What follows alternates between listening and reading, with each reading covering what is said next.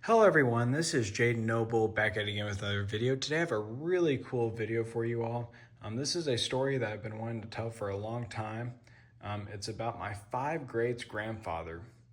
His name was Wilson Tilley, and how he possibly was hung and he died basically for these coins right here. This is an 1854 O seated half dollar, an 1857 O seated half dollar, and an 1858 O-seated half dollar. These coins are really special because my 5 greats grandfather buried these coins during the Civil War times. We know it was after 1862, and the reason why is in this book called The Tilley Treasures, written by J.B. King. It talks about these coins that were discovered in Fort Leonard Wood, which is in Waynesville, Missouri. It's kind of in the southern middle part of Missouri between St. Louis and Springfield, Missouri. If you guys know that, you can look on a map. But these coins were found, they were dug up by workers who worked for Fort Leonard Wood, who were digging up soil to use for military homes that were being built on Fort Leonard Wood. And they found these coins. And this guy named Mr. Morris Vaughn, he was able to acquire a bunch of these coins. And the author, J.B. King, was able to picture some of these coins. He has all of them here, but he's got some close-ups. And the oldest one they found was an 1844 seated half dollar, and the latest one they found was an 1862. Unfortunately, he didn't take that many pictures of the reverses, so we do not know what most of the mint marks are. He did take a picture of the 1853 arrows reverse, and it was a New Orleans, which is kind of the better date. And it has the rays, that's why he took the picture of that one. But he unfortunately did not take a picture of this 1862. He didn't take a picture of the reverse of this coin, but this coin is definitely worth a decent amount of money. As you can see, even though these are black and white photos, this coin looks like a high AU grade, possibly even a low mint state grade. And even if this is a Philadelphia or an S mint mark, in this condition, you're probably looking at closer to $1,000 coin, maybe even a little bit more, especially if it's in mint state condition. But these are really cool coins. I'd love to track these down, but unfortunately this Morris Vaughn, he passed away in 2000. And I don't know his kids at all, so it'd be really hard to track these down. But these are some really cool coins, and it's just really crazy, the story of these coins. Because my 5 greats grandfather, Wilson Tilley, he buried these coins in, we know after 1862, and it was because he was, according to the story, is because he was a Confederate sympathizer. And in Missouri, we had a lot of Confederate sympathizers, and we had people that were for the Union. It was kind of a split state. The governor at the time was a Confederate sympathizer, but in a lot of the northern counties, especially like St. Louis, they were more Union. So there was a lot of battles in Missouri, and we actually had the third most at just over 1,100 battles that were in Missouri, which is absolutely crazy to think about. But unfortunately, Wilson Tilley was more of a Confederate sympathizer. And in Waynesville at the time, they had basically a Union, they call it a garrison, which I'm not sure exactly what that means, but it's basically, I'm assuming, like a Union military spot that was close to the area. So he was kind of concerned. He didn't want to leave his money in the bank in this area, so he decided to bury it. And he had a silver chest that he actually had 2 silver chests. He had one with half dollars and one with like quarters and dimes. And then he had a little amount of gold that he had buried too. But he told his wife where the gold was. So she was able to dig that up after he's hung and after the house burnt down, after they burned down the house. But he never told her where the silver was. So it ended up being dug up about 100 years later in 1962. Really interesting.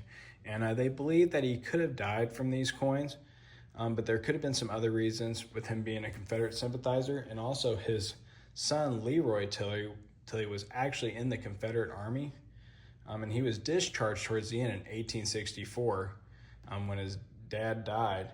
But he was later arrested because he was, they thought that he was associated with bushwhackers, which were pretty much Confederate guerrilla warfare style people who wore citizens' clothing, so they weren't wearing military uniforms, and they would oftentimes hide in darkness and then surprise attack you. And they ended up finding him guilty in 1865 of this, but he was released. But that could have been part of the reason of it, but he just was being a Confederate sympathizer, having the money. It could have all contributed to his death. They're not sure exactly who killed him. Some people thought it was even bushwhackers that killed him, but I'm not sure if that makes sense because he was a Confederate sympathist, so you would think bushwhackers would not bother him. So I'm thinking it had to be maybe some rebels in the Union Army that took offense to him and possibly killed him, and they might have known about the money. And how he acquired this money,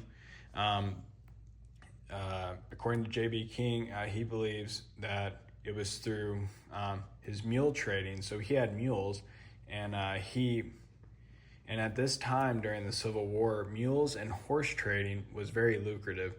Mules at the time, according to the book, were going for about $75 a piece and $125 for horses, which is quite a bit of money back then. So he had a good amount of money, so he was able to have a good amount of wealth, and he didn't want anyone to know about it, so he buried it. But these coins are really cool. I love the history about it, and I just wanted to share with you all a little bit about the history of my 5th grade grandfather and this crazy story of these coins and how they relate to him. I mean, it's just crazy to think about the history of these coins and knowing what they symbolize, you know. I mean, this is Civil War era type coins. I mean, all the coins that they found was fairly early, you know, 1844 to 1862. It would have been so cool to have been there when they dug those up and just finding them in person. But it's cool to have some of these. These were passed down from my grandmother, who is still alive. And actually, J.B. King actually made this. He signed this for us, and he made it out to my grandmother, who's Ruth Ann. Now it's Johnson, but her maiden name was Tilley, and me, Jaden. So it's a really cool story that directly relates to my heritage. So I thought it was really cool that this was part of my history, and it just takes coin collecting to a whole new level to me. It's just kind of cool to see where these old coins came from, and just the history. If you read the book, it really goes into the Civil War era, especially in Missouri, because I mean, you can almost consider Missouri like a Wild Wild West kind of at the time, kind of the edge of that, where, you know, we were kind of a younger state because we became a state in 1821. So this was just about 40 years after we became a state.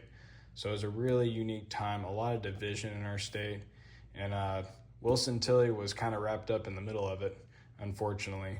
So, but it's a really cool story about these coins and how they were found and what he did to try to protect his wealth. But I would love to hear y'all's feedback. I definitely recommend checking out the book, but it's a really cool story. I was only able to grade one of the coins. I might grade this one, the 1858, but I do believe it has been cleaned.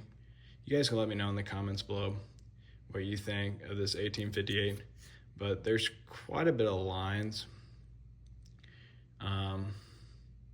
that you see when you get in the right lighting. I think it might have been cleaned. It's probably almost I think it's a low AU, probably like an AU 50, maybe an XF45, but it's got almost all the detail. And it's got some luster, but it's kind of muted. And you can see all those lines when you turn it.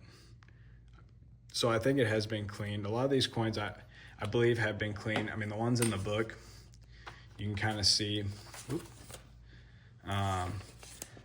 they're pretty white. I know this is black and white, but I think a lot of these coins ended up being cleaned because I know a lot of them fell in dirt. So, I mean, you can kind of see a lot of the lines, even in the black and white, showing up.